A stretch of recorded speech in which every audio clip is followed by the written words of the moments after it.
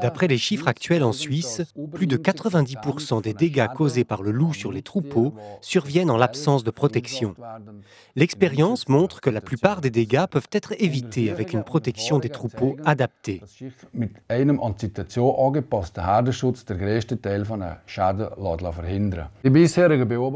À ce jour, les observations faites avec des clôtures électriques dans les pays voisins, en Italie, en France et en Allemagne, montrent que les clôtures électriques, correctement installées et entretenues, tiennent les loups en respect.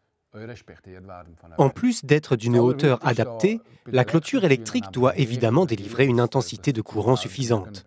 Il faut savoir que le loup a le museau extrêmement sensible. S'il reçoit une seule décharge, il retiendra la leçon toute sa vie. Chaque loup est différent. Nous pensons que les loups observent la situation. S'ils pensent qu'ils vont pouvoir faire un repas, ils tentent leur chance. Et s'ils réussissent, ils tirent les leçons de la situation. Il est arrivé que certains loups sautent par-dessus des clôtures. L'expérience montre que les loups finissent, tôt ou tard, par trouver les points faibles des systèmes de protection, même des clôtures électriques.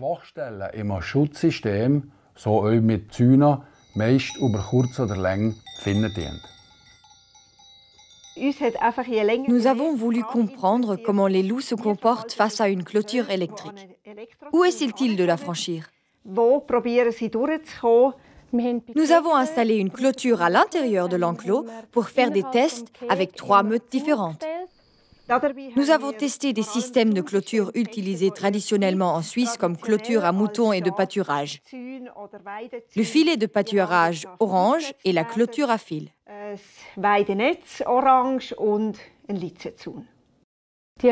Les loups n'ont pas été nourris pendant quelques jours. Puis nous avons déposé de la viande derrière les clôtures et observé ce qu'il allait faire. Certains loups ont franchi la clôture en passant par-dessous. Ils ont souvent creusé et se sont glissés dessous. Ces vidéos sont très intéressantes. On voit que les loups inspectent systématiquement la clôture, qu'ils regardent au-dessus, en dessous, au-dessus, en dessous et cherchent un moyen de se faufiler.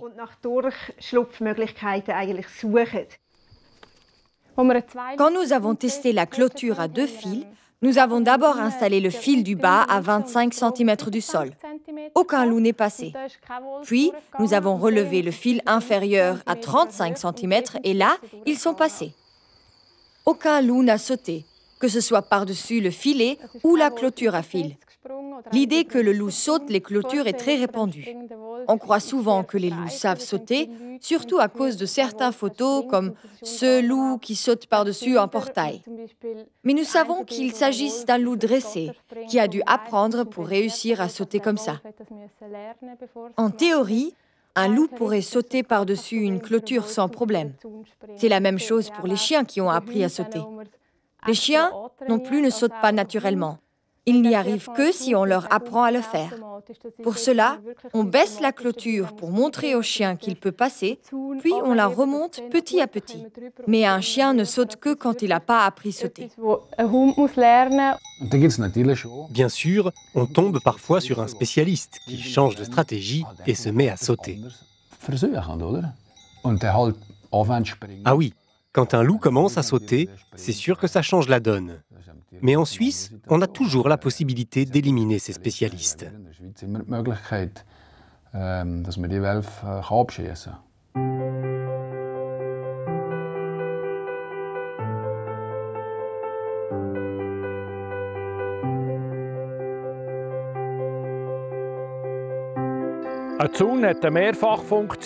Une clôture a plusieurs fonctions. D'une part, elle empêche les troupeaux de s'échapper. D'autre part, elle montre aux gens et aux autres animaux que l'intérieur de la zone est réservé. Par exemple, ici, que ce pâturage est réservé aux moutons. Enfin, la clôture doit aussi empêcher les grands prédateurs, par exemple le loup, de pénétrer dans l'enclos.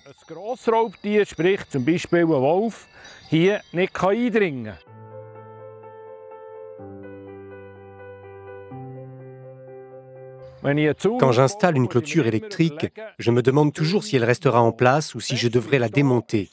Je dois alors évaluer le terrain car les distances entre les piquets et leurs caractéristiques dépendent fortement du terrain.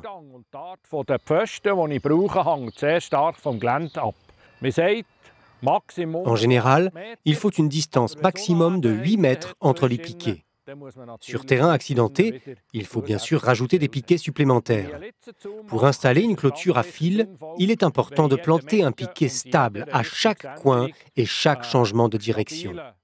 Un piquet en bois est idéal et on peut remplir les intervalles avec des piquets plus légers. Pour un filet de pâturage aussi, on plantera idéalement un piquet stable au coin et au changement de direction pour bien tendre le filet.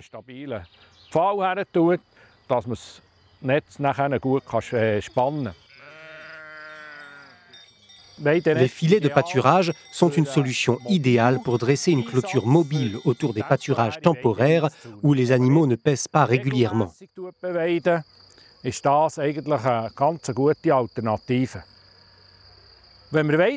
Leur utilisation nécessite un bon fauchage du périmètre du pâturage, afin que le filet soit bien ajusté au niveau du sol. Il est aussi très important qu'il soit bien tendu. Il existe différentes formes de filets de pâturage. Celui-ci, par exemple, possède des barres verticales. L'avantage, c'est que le filet est mieux ajusté au sol et que rien ne peut se glisser dessous. Toutefois, il est un peu plus lourd et plus difficile à manipuler.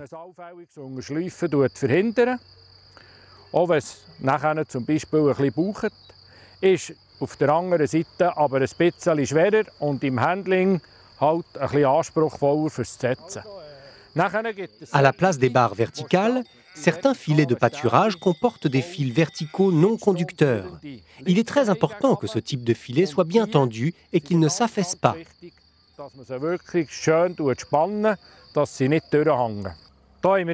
Ici, nous avons une clôture à fil le long d'une route. Elle doit remplir des conditions encore plus strictes que sur n'importe quel autre terrain.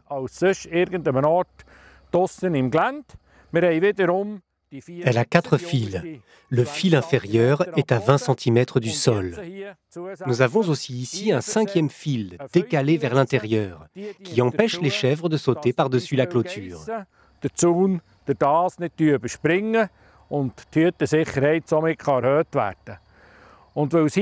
Comme nous sommes au bord d'une route, nous avons accroché des rubans de balisage blancs et bleus pour renforcer la visibilité de la clôture.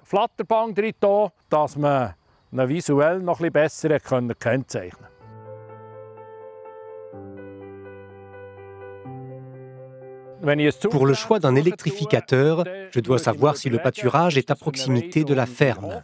Alors il vaut mieux le brancher sur le réseau, où il aura une puissance élevée, une faible consommation et un entretien minime.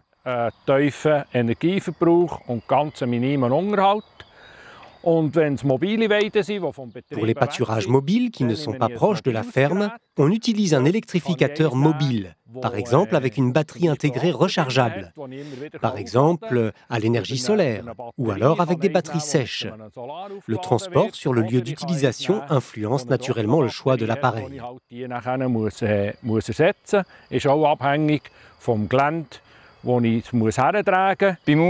À mon avis, le lieu du pâturage et la nature de la clôture sont déterminants pour le choix de l'électrificateur. Est-ce qu'on a un filet de pâturage ou une clôture à 1 ou 2 fils? Sur les pâturages, en dehors de mon exploitation, mon électrificateur doit être suffisamment puissant, mais il doit aussi être facile d'entretien. En pratique, j'utilise dans ce cas un électrificateur avec une batterie de voiture et un panneau solaire.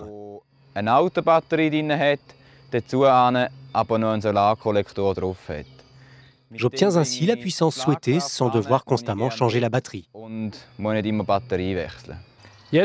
Pour que l'électrificateur fonctionne bien, il doit être mis à la terre. La mise à la terre est indispensable pour que le circuit électrique se ferme dès qu'un animal touche la clôture et que l'animal reçoive alors une décharge. Pour un électrificateur fixe à la ferme, les fils de terre peuvent être amenés par exemple sur le paratonnerre.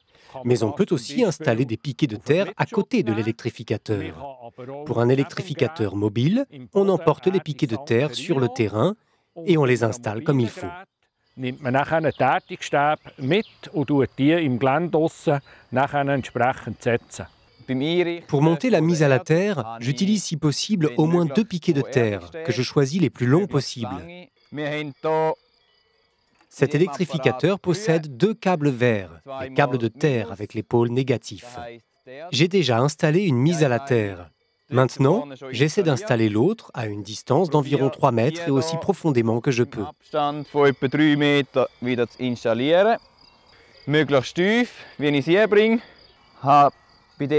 Les câbles jaunes sont connectés au pôle positif.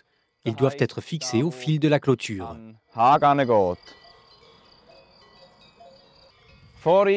Avant de mener les animaux sur le pâturage ou lors des contrôles quotidiens, j'arrose la mise à la terre quand je change l'eau.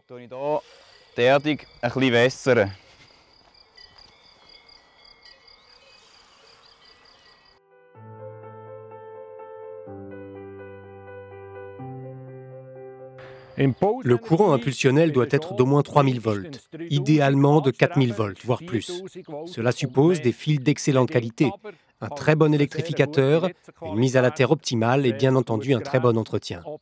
L'entretien consiste à débroussailler pour assurer une conduction parfaite. Also Unterhalt heisst, dass der Bewuchs entfernt wird, dass möglichst ein optimaler Stromfluss stattfindet.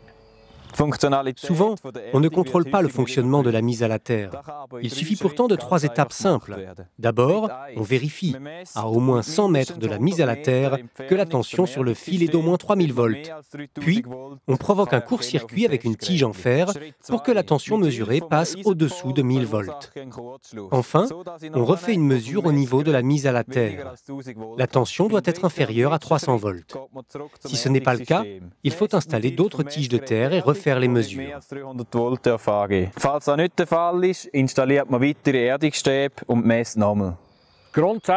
Les clôtures électriques doivent toujours être sous tension, que ce soit les clôtures à fil ou les filets. Le bétail s'habitue alors et sait qu'il y a de l'électricité. Il ne faut jamais laisser des animaux au pâturage alors que les filets ou les clôtures à fil ne sont pas électrifiés. Das geht gar nicht.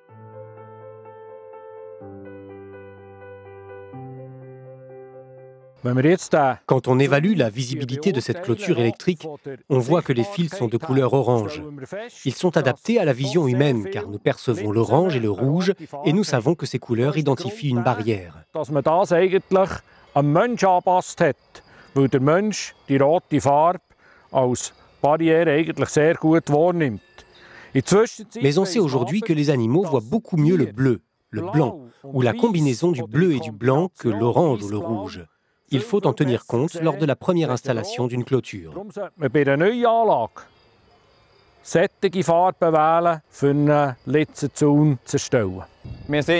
Ce pâturage est en bordure d'un sentier de randonnée. Pour bien le signaler, j'ai mis en place un panneau d'avertissement. J'ai également accroché ces rubans bleus et blancs à la clôture pour la rendre visible aux animaux qui pâturent à l'intérieur de la clôture et aux animaux sauvages à l'extérieur. Andererseits auch am Wild außerhalb vom Hag, zum Grenzen besser wahrzunehmen. Ici, nous sommes sur un pré où il y a visiblement des animaux sauvages qui passent. Je dois donc faire quelque chose. La clôture en filets bleus et blancs est déjà bien visible.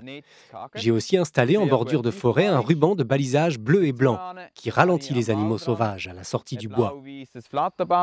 Installiert, wo das Wild abbremsen, wenn es zum Wald auskommt.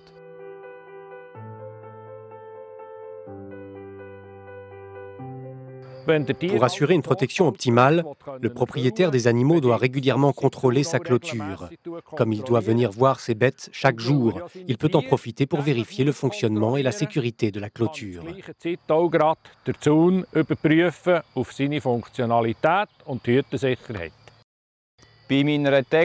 Tous les jours, quand je viens voir mon troupeau, je vérifie toujours la clôture et la tension du courant. S'il y a au moins 3000 volts sur les fils, je sais que la clôture fonctionne car la tension baisserait s'il y avait un problème.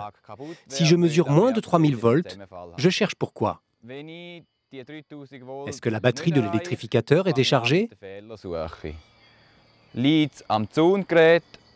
ce n'est pas ça, je débranche la clôture. et je regarde si elle est défectueuse quelque part. Et même si c'est la batterie qui est déchargée, je débranche aussi la clôture pour la vérifier, parce que c'est peut-être à cause d'un défaut sur la clôture que la batterie a perdu sa charge. Was hier an diesem Zaun auch noch sehr gut gemacht worden ist, Cette clôture comporte un fil métallique supplémentaire qui relie tous les fils entre eux verticalement. C'est un moyen de maintenir la conduction, même quand la clôture est endommagée. Das muss man an mehreren Stellen machen. Durch das kann man sicherstellen, wenn man irgendeinem Ort einen Schaden hätte, dass nachher sichergestellt ist, dass von allen Seiten her der Strom auf den Litzen fließt. Hier haben wir eine Weide mit verschiedenen Weiden. Sur ce pré, on a posé plusieurs types de filets de pâturage le long d'un petit ruisseau. Il est important que la clôture ne passe jamais en travers du ruisseau. Autrement, des animaux pourraient se glisser dessous dans un sens comme dans l'autre. Oder Tiere eben auch rein können, unten durchschleifen. Das ist das eine. Und wie wir hier sehen, hat es relativ viel Schwemmgut. Et puis, comme on le voit ici, il y a beaucoup de déchets flottants. Dès que le niveau du cours d'eau monte, des herbes et d'autres débris pourraient se coincer dans le filet. On veillera donc, quand il y a un cours d'eau, à ce que la clôture soit toujours installée parallèlement à celui-ci. Cela a pour gros avantage que les moutons peuvent venir s'abreuver dans le ruisseau. Ici, nous avons un exemple de ce qu'il ne faut pas faire. Le filet est de bonne qualité, avec des rubans qui permettent au bétail et aux animaux sauvages de le voir, mais il est évident que la clôture a été laissée en place après la période de pâture. Il y aura un gros travail pour la remettre en état. Ce sera très difficile de l'enlever pour passer la débroussailleuse. Et puis, quand on laisse juste la clôture en place, le courant qui passe dans les fils n'est pas suffisant. Les clôtures électriques fixes sont parfois munies d'un portail, qui n'est évidemment pas sous tension. Avec un fil électrifié et équipé d'un tendeur, on évite que le portail ne devienne le point faible sous lequel des animaux pourraient se glisser. In dem Fall kann das mit dem elektrischen Vorspann am besten vermieden werden. À la fin de la saison de pâture, il est important de démonter tous les rubans de balisage et toutes les clôtures électriques et de les éliminer dans le respect de l'environnement. Flatterbänder, gleich in welcher Form dass man sie eingesetzt hat, sauber zusammennehmen, entsorgen und im anderen Jahr nachher wieder frische Bänder einsetzen, sodass man nachher wirklich auch umweltverträglich das Ganze gemacht hat.